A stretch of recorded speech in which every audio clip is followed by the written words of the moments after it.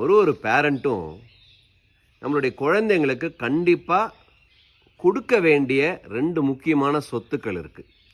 நான் சொல்ல போகிறது பணம் காசு சொத்தெல்லாம் கிடையாது. ஏன்னா நீங்கள் உழைக்கிறீங்க, நீங்கள் சம்பாதிக்கிறீங்க, அனுபவிங்க, அதை கொடுக்கறது எல்லாம் நல்லது.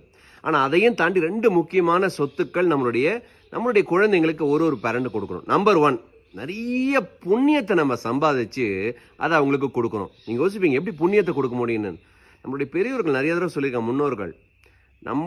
அதாவது அப்பா அம்மாவுடைய புண்ணியம் குழந்தைங்களுக்கு ஆட்டோமேட்டிக்காக போகும். ஸோ அவங்க பிற்காலத்தில் நல்லா இருக்கணும் அப்படின்னா நீங்கள் நிறைய புண்ணிய காரியங்கள் பண்ணுங்கள், நிறைய பேருக்கு டொனேட் பண்ணுங்கள், ஹெல்ப் பண்ணுங்கள், நீங்கள் நிறைய புண்ணியம் சேர்க்கலாம். அதில் உங்கள் குழந்தைங்களையும் சேர்த்துக்கோங்க. அந்த மாதிரி ஏதாவது ஒரு ஆக்டிவிட்டியில் இன்வால்வ் ஆனீங்கன்னா ஸோ அதில் அவங்களுக்கு அது ரோல் மாடல் ஆகும்.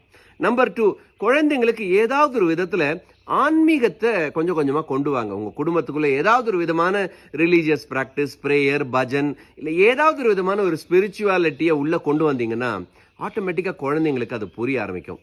இந்த 2 சொத்துக்களை நம்ம குழந்தைங்களுக்கு கொடுத்தோம் அப்படின்னா இதுதான் எனக்கு தெரிஞ்ச வரைக்கும் மிகப்பெரிய சொத்துன்னு நான் நினைக்கிறேன். நீங்கள் நினைக்கிறீங்க? கமெண்ட் பண்ணுங்கள். தேங்க்யூ.